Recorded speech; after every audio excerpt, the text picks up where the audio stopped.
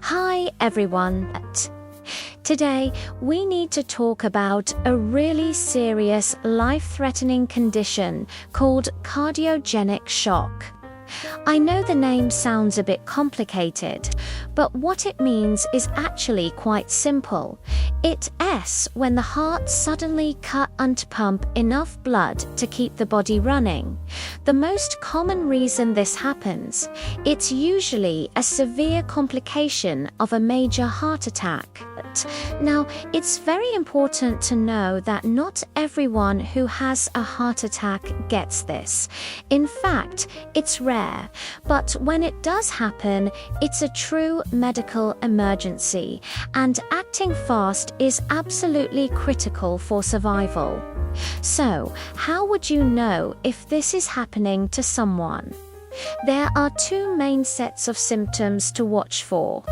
First, let's talk about the signs of the shock itself. A person might start breathing very fast or seem severely short of breath. Their heartbeat could be racing, but if you were to check their pulse, it would feel weak. You might notice their hands or feet are cold to the touch, or that their skin is sweaty and clammy, and a very serious sign is confusion. They might seem disoriented, unaware of where they are, or even lose consciousness. This is because the brain isn't getting the oxygen it needs to function properly. Since cardiogenic shock is so often caused by a heart attack, you must know those symptoms too. We all have this image of the movie Heart Attack in our heads, the dramatic clutching of the chest. And yes, chest pain is a major sign. It can feel like intense pressure, a squeezing sensation, or a terrible ache that lasts for more than just a few minutes. That pain might also radiate to the shoulder, arm, back, neck, or jaw. But please, listen carefully to this next part. A heart attack isn't always that obvious. Sometimes the signs are much more subtle. It could just be a sudden cold sweat, or maybe sudden dizziness and lightheadedness. It could even manifest as nausea, or a feeling like bad heartburn, or simply an extreme, sudden wave of fatigue that you can't explain. This is especially true for women who often experience less classic symptoms. They might have sharp pain in their back or neck, or just severe nausea without any chest pain at all. Okay, this is the most important message of the entire video. If you or anyone around you shows any of these symptoms, whether for a heart attack or for shock, what do? You call 911 or your local emergency number. Immediately. Do not wait. Do not see if it goes away. Please do not try to drive yourself to the hospital, and don't have someone else drive you if an ambulance is an option.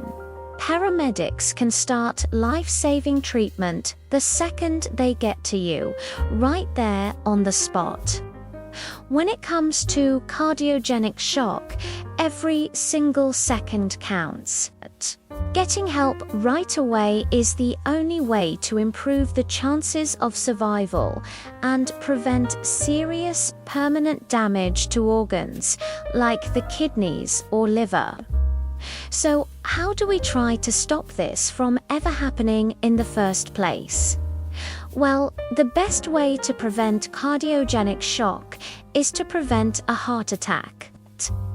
This means focusing on heart health, and it's all the stuff we know we should be doing, but it's truly the most powerful tool we have. If you smoke, please make a plan to quit. It is the single best thing you can do for your heart. Eat a healthy diet.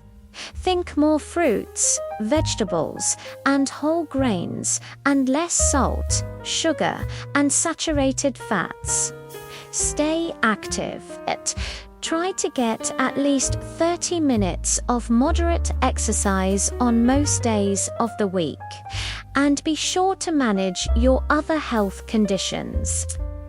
If you have high blood pressure, high cholesterol, or diabetes, work closely with your doctor to keep them under control. And finally, try to manage your stress and get enough good quality sleep. It all adds up and makes a huge difference for your long-term health. Cardiogenic shock is a scary topic, but knowing the signs and, most importantly, knowing to act fast can save a life. Thanks so much for watching. Take care of yourselves and take care of each other.